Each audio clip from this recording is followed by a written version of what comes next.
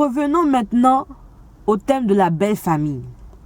Vous-même, en tant que femme mariée, vous n'êtes pas rentré dans la famille de votre mari pour changer qui que ce soit. Vous adhérez à une famille, vous voyez les réalités de la famille, vous apprenez à respecter les gens, à respecter tout le monde dans la famille, même s'il y a des divergences, même s'il y a des clashs. Très souvent, il y a des clashs. Vous apprenez à vivre avec les différences. Parce que si vous n'apprenez pas ça quelque part dans cette belle famille, vous aurez le même scénario aussi quelque part dans la société. Donc, la belle famille est aussi, je dirais le mariage même, est une plateforme où vous apprenez à vous autodiscipliner, où vous apprenez à vivre en société avec les autres. Qu'est-ce qu'il faut faire quand il y a problème qui se pose avec différents membres de la belle famille? Il faut d'abord savoir qu'il faut du respect. Il faut qu'il y ait un respect qui s'installe. Même si les autres n'arrivent pas à vous respecter, il faut que déjà dans la tête, ça soit clair. Il faut que vous sachiez que les êtres humains sont différents. Chacun a sa personnalité. Chacun peut venir avec un agenda d'amour ou un agenda de haine. Mais quand vous voyez que vous n'arrivez pas à tolérer certaines réalités, ou certaines actions provenant de la belle famille, vous devez automatiquement discuter de cela avec votre mari pour essayer de voir quel genre de plan vous allez élaborer pour la survie de votre couple. Parce que, laissez-moi vous dire, je parle des femmes, laissez-moi vous dire que vous êtes rentré dans la belle famille à cause de votre mari. Je prends un exemple. Par exemple, la belle-fille a un problème avec la belle-mère.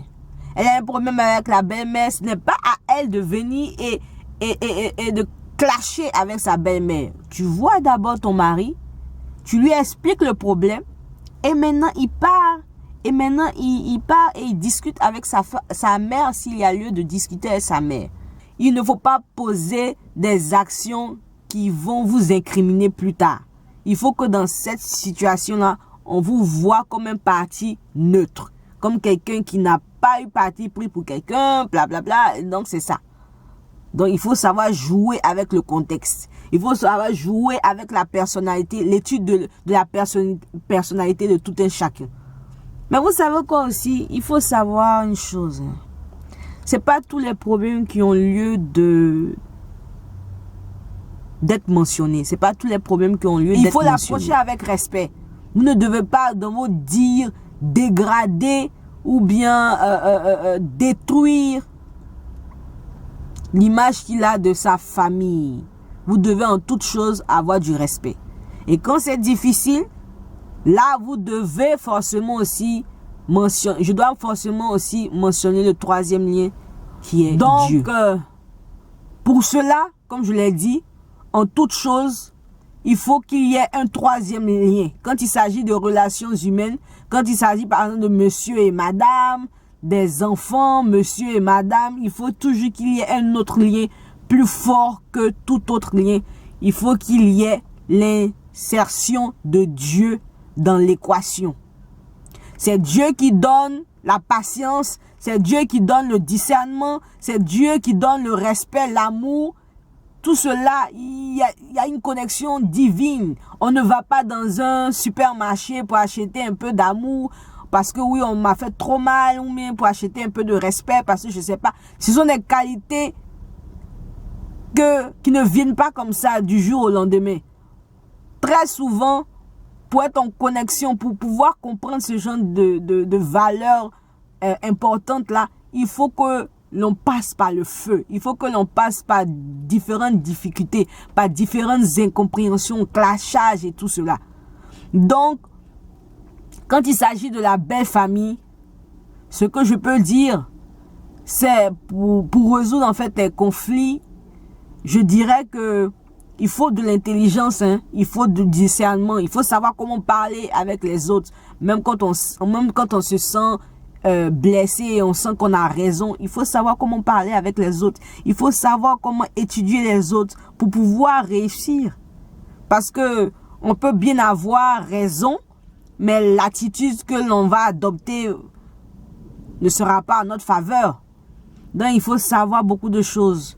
Mais, je vous encourage à ne pas rejeter Dieu dans cette équation de résolution, quand il s'agit de résoudre les conflits dans la belle famille. Il faut que nous apprenions à mettre Dieu dans l'équation. Quand c'est difficile de pouvoir parler à son mari, parce on a l'impression qu'il prend parti pour sa famille, qu'il nous opprime, il faut mettre Dieu dans l'équation. Quand ça ne va pas, quand on a épuisé toutes les ressources, il faut se tourner vers Dieu pour qu'il puisse changer quelque chose. Il faut se tourner vers Dieu pour qu'il puisse donner encore plus d'amour, plus de patience, plus d'aide. Il faut se tourner à Dieu. Il faut faire une prière simple, par exemple, du genre, Seigneur, tu as agréé à mon mariage. Tu as été d'accord pour que je puisse avoir cet homme qui est mon mari. C'est toi-même qui as mis cet homme-là dans ma vie. C'est toi qui l'as choisi comme le meilleur individu qui pourra m'aider à rentrer dans ma destinée. Mais là, nous avons un problème. Nous n'arrivons plus à nous comprendre. Il y a trop de problèmes au niveau de la belle famille. Il y a trop de problèmes entre nous. Toi qui as été là, qui t'es porté garant pour être notre témoin, Seigneur, je te confie mon mariage. Je te confie toutes ces situations que je suis en train d'expérimenter maintenant. Aide-moi, Seigneur. Ce qui n'est pas de toi, tu rejettes cela. Ce qui peut m'aider, Seigneur, montre-moi, révèle-moi ces choses qui peuvent m'aider là. Et tu pries. Au nom de Jésus, j'ai prié. Donc, c'est pas facile, mais cette vie-là est remplie de situations qui nous aident à pouvoir mûrir. Qui nous aident à pouvoir mûrir dans beaucoup de domaines. Qui nous aident à pouvoir mûrir dans le pardon, dans l'amour, dans la paix, dans la tolérance vis-à-vis des autres, et etc., etc. Donc, j'encourage tout homme marié. J'encourage toute femme mariée entre 25 ans et 40 ans. Je vous encourage à ne pas opter pour le divorce. C'est peut-être une option, mais personnellement, je ne pense pas qu'elle soit la meilleure. On apprend toujours.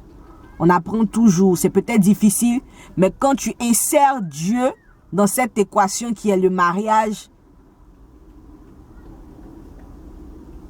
ce mariage-là sera une réussite.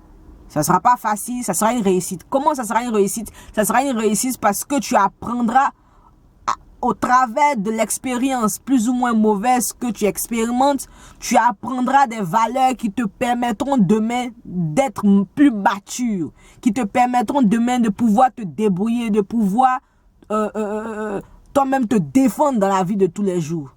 Parce que laissez-moi vous dire, dans un folklore ivoirien, laissez-moi vous dire une chose. Ce qui ne te tue pas te rend fort. Ce qui ne t'a pas détruit te rend fort. Donc, que Dieu nous fortifie, qu'il nous donne encore plus de patience, plus de son discernement, pour que nous puissions être en mesure de faire facilement face à toutes les situations dramatiques, difficiles que nous expérimentons. Passez une bonne semaine et on se parle plus tard. Bye.